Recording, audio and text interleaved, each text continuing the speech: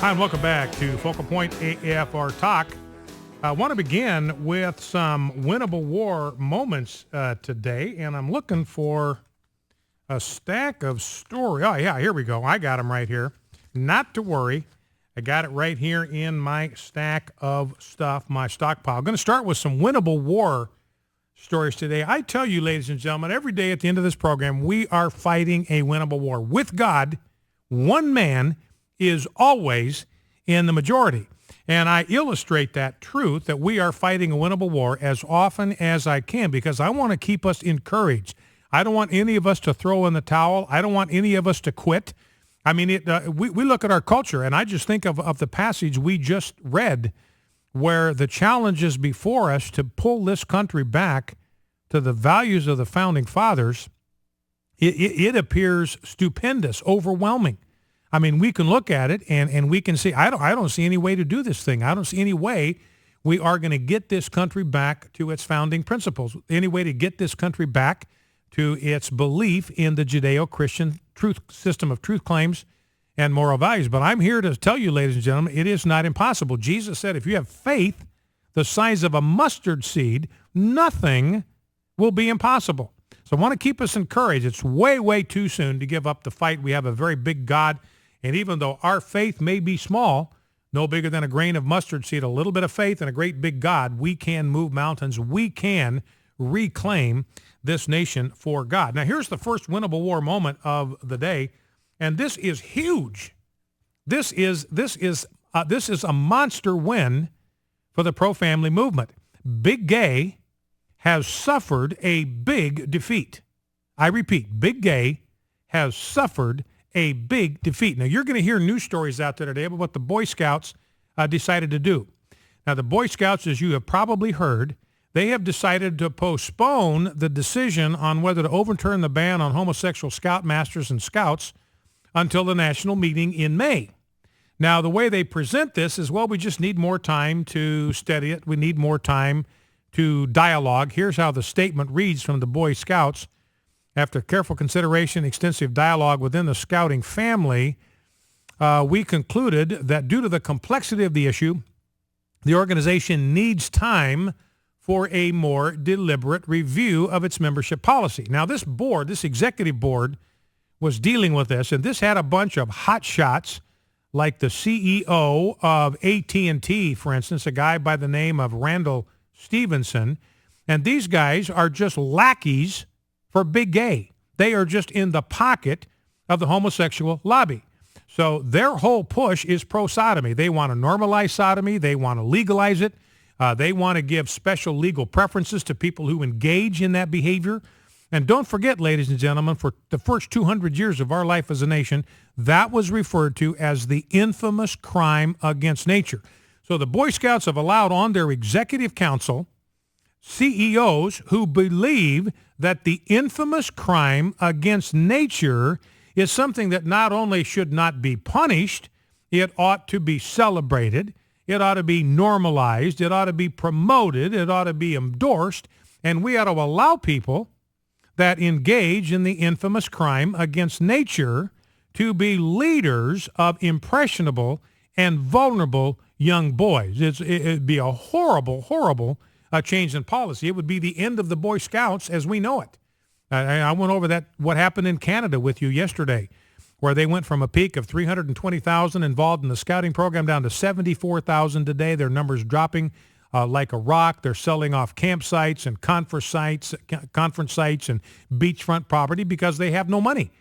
They're just withering and dying on the vine. The same thing will happen to the Boy Scouts in America. But here's the deal. Here's what you may not know. But this is what's important to understand. It sounds, and at first blush, when I read the first accounts, well, they're just kicking the can down the alley. They are not doing it, ladies and gentlemen. They have not kicked the can down the alley. They have kicked a game-winning field goal here, and here's why. This decision now is going to be made by the 1,400 voting members of the National Council. That's who meets in May. That's their national, whatever they call it. National, I don't know what they call the meeting, national meeting. They have a national meeting in May.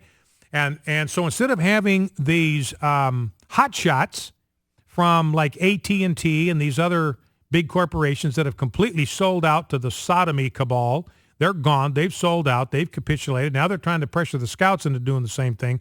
So instead of that executive board making the decision, they have decided to allow this national council to, not the executive board, but the National Council of Scouting, to make this decision in May of 2013, just what is that, 3 months from now. Now, here's the deal. These 1,400 voting members, these are professionals in the scouting organization. These are the guys that run the district offices. These are the guys that run the regional offices. These are the guys that organize the jamborees. These are the guys that run the entire scouting program. The chances that this 1,400-member National Council is going to remove the ban on homosexuality is non-existent. It does not exist. It's infinitesimal. It is off the charts in remoteness. So in other words, ladies and gentlemen, this decision today means that the ban on homosexual scoutmasters and homosexual participants, that ban is going to be upheld. It's going to be defended. It's going to be in place. It's not going anywhere. It's not going to be changed. Sodomy is not going to be normalized in the Boy Scouts of America. So it's the end of the game. It is game over. This is the Super Bowl, and the good guys have won. Make no mistake about this. This is a huge win for the pro-family movement. It is a big, big, big setback for big gay. So, again, the vote won't be taken until May, but that vote is a certainty. It is a done deal, a big setback for big gay. Now, what I want you to encourage you to do, go to our website if you haven't done this yet. We have an action alert that we're sending out today on this subject, and we're shifting gears a little bit on how we're using our action alerts.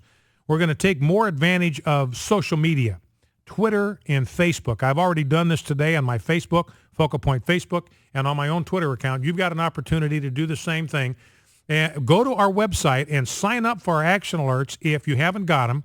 If you are signed up to receive our action alerts, you will receive an action alert on the Boy Scouts of America.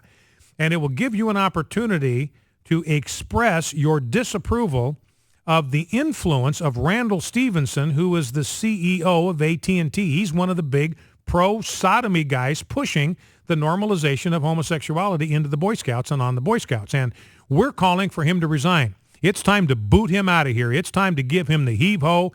It's time for him to take a hike from the Boy Scout board. So that's what we're calling on. We're focusing our attention on Randall Stevenson, CEO of AT&T. Now, we've given you a little message, and with the link, you can go right to the AT&T Facebook page, and you can post this message. You can post a message of your own. We've given you a sample. You can just copy and paste it if you want, and that's fine, because the important thing is to register on the AT&T Facebook page. Register your input and your message. Now, here's the beauty. You send emails, they can block them. You call them on the phone, they can shunt you off to a voicemail, but they cannot block a Facebook post. Can't do it. Only thing they can do is pay somebody to go through and delete those messages one by one. There's no way they can stay up with a network that is the size of the American Family Association network. So go there and post your comment on their Facebook page. Remember, they can't block it. And if you're on Twitter, and if you're not on Twitter, get on Twitter. It's real easy to set up a Twitter account, get your handle, and just start sending out tweets. Let your friends know, and maybe they'll want to follow you. But on your Twitter account, and I've already done this, I've sent it out to all my followers, send out a tweet expressing the same thing with a link and the Twitter message that we have developed and the Facebook message that we have developed. It gives you a link to our petition so you can sign it to let the Boy Scouts know how you feel about the normalization of sodomy in the Boy Scouts of America. So our call is for Randall Stevenson to resign from the board of the Boy Scouts of America. Go to afa.net, sign up for these action alerts, and take action. Again, ladies and gentlemen, this is a game-winning field goal. And, maybe might have been better for the Boy Scout, the Executive Council, to take this thing head on. Say, look, we're not going to change our policy. Here's where we stand. This has been upheld by the Supreme Court. We're not budging. We're not moving. We care too much about the sexual integrity of the young men that are entrusted to our care. Not going to do it. Maybe that would have been better.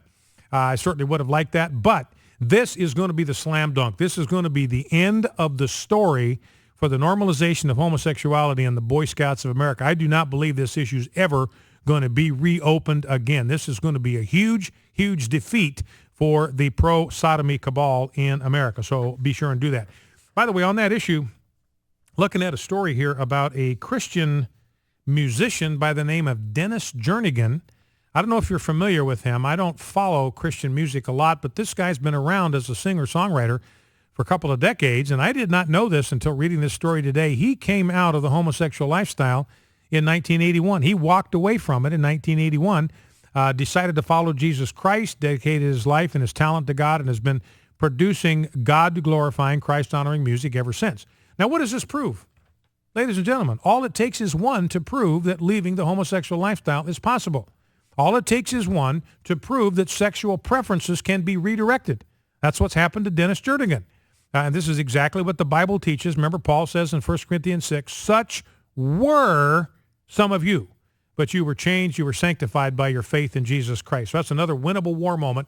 Absolute proof, undeniable proof, irrefutable proof that change in sexual preference is possible with the help of Jesus Christ. A couple of other winnable war moments. I talked with you, I think, on Friday about the fact that the Wounded Warrior Project had turned down a donation from a church. They have backtracked 180 degrees. They have now accepted the donation from this Baptist organization, a Baptist church and a Baptist school. They pulled off of their website the restriction on religious donations, so that's a huge win for religious liberty. They were discriminating against Christians and Christian groups in a way they weren't other groups. And I also talked to you yesterday about the fact the University of Michigan, in a burst of bigotry, had kicked a Christian club, the Asian chapter of InterVarsity Christian Fellowship, had kicked them off their campus. Why? Because they wanted their leadership to be Christians. Criminally, it's the InterVarsity Christian Fellowship. What about the word Christian does the University of Michigan not understand? Are they going to have a problem if the atheists have atheists in leadership? I don't think so. Are they going to have a problem if the Muslim Student Association has Muslims in leadership? I don't think so. The only group they had a problem with are those that wanted to have Christians in leadership. They have now completely backtracked, and they are allowing the Christian group to be chartered and to be back on campus. Very, very good news. Got some winnable more moments from our battle for the sanctity of life. We'll talk about those when we come back. Start getting into some sound bites. Stay with us. Focal Point, AFR Talk.